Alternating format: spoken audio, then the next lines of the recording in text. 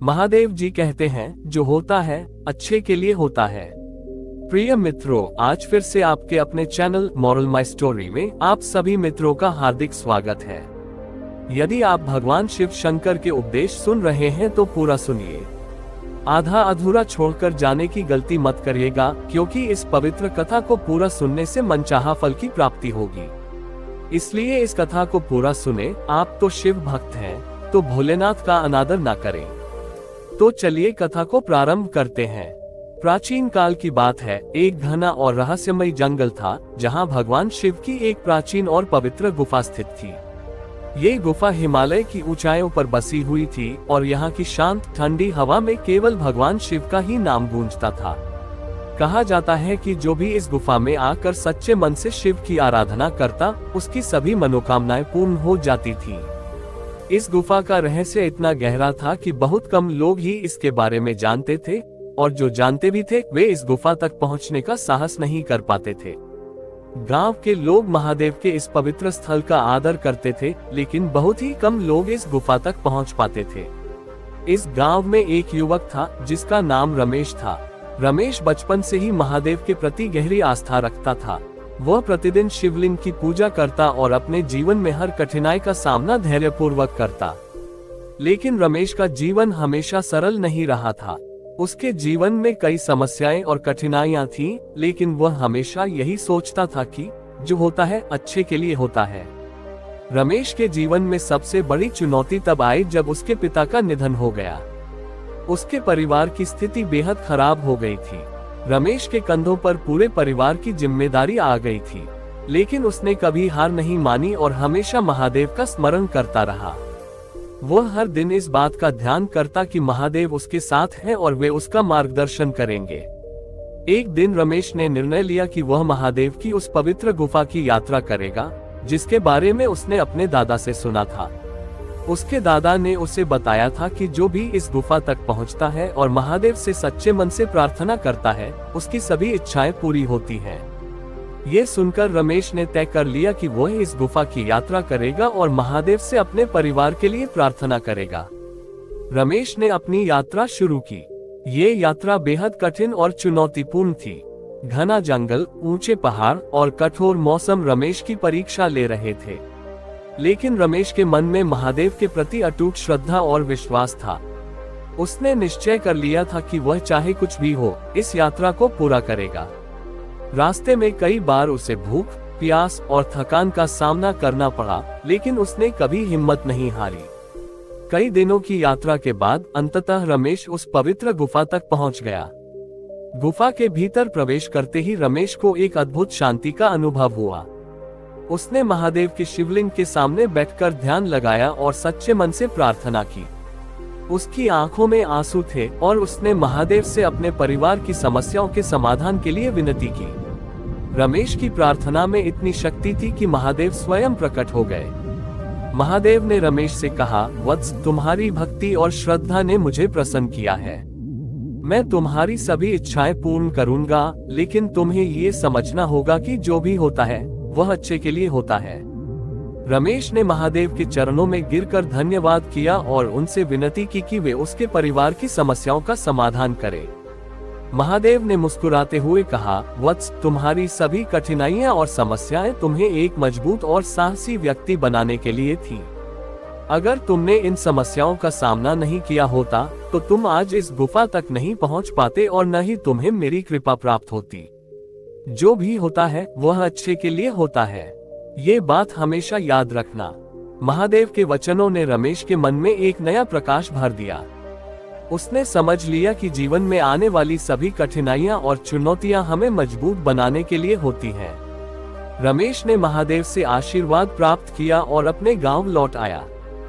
गांव लौटने के बाद रमेश ने अपने जीवन में नई ऊर्जा और उत्साह के साथ कार्य करना शुरू किया। उसके परिवार की आर्थिक स्थिति धीरे धीरे सुधरने लगी और वह अपने परिवार के साथ सुखी जीवन जीने लगा। रमेश ने महादेव की गुफा की यात्रा का अनुभव अपने गांव वासियों के साथ साझा किया और उन्हें भी सिखाया कि जीवन में आने वाली कठिनाइयों से घबराना नहीं चाहिए, क्योंकि जो होता है अच्छे के लिए होता है। रमेश की कहानी पूरे गांव में फैल गई और सभी लोग उसकी कहानी से प्रेरित होकर महादेव की भक्ति में लीन हो गए। धीरे धीरे गांव में एक नई ऊर्जा और सकारात्मकता का संचार होने लगा। लोग एक दूसरे की मदद करने लगे और कठिनाइयों का सामना धैर्य और साहस के साथ करने लगे। सभी ने ये समझ लिया कि महादेव की कृपा से कोई भी कठिनाई इतनी बड़ी नहीं होती जिसे सहन नहीं किया जा सके। हर समस्या के पीछे कोई न कोई अच्छा कारण छिपा होता है जो हमें समय के साथ समझ में आता है।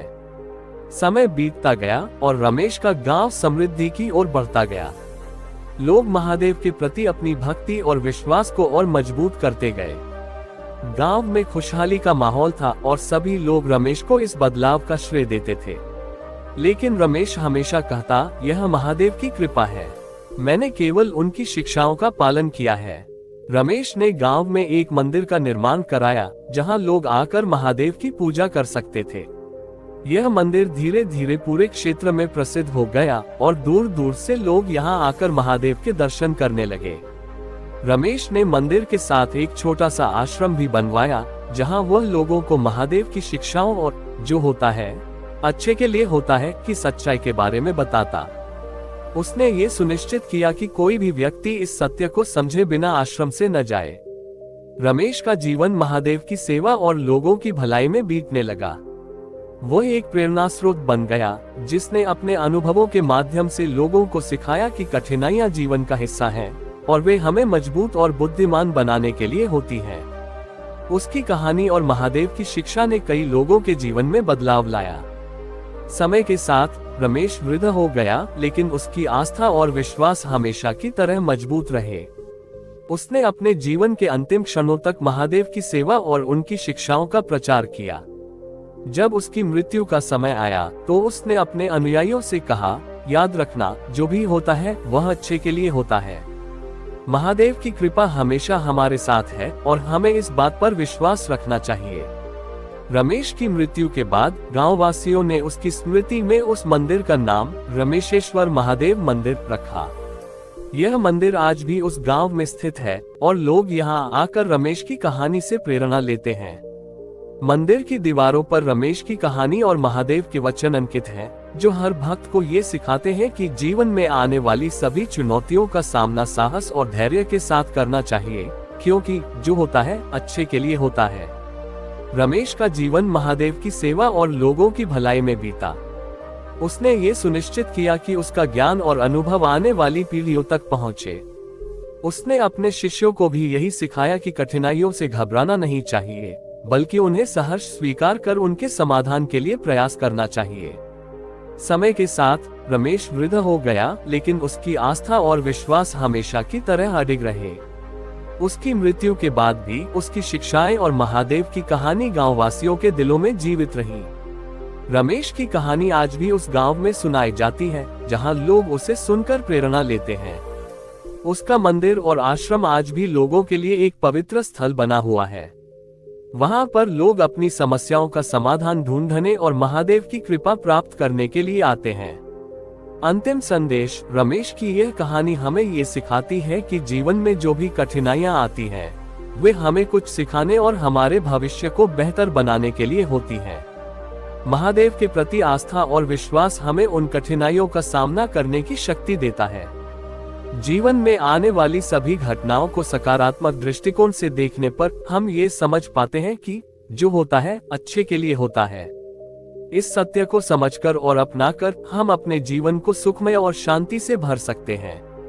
निष्कर्ष, महादेव की इस कहानी से यह सीखने को मिलता है कि जीवन में कितनी भी कठिनाइयां क्यों न आए, हमें हमेशा सकारात्मक दृष्टिकोण रखना चाहिए और यह विश्वास करना चाहिए कि हर घटना के पीछे कोई न कोई अच्छा कारण होता है।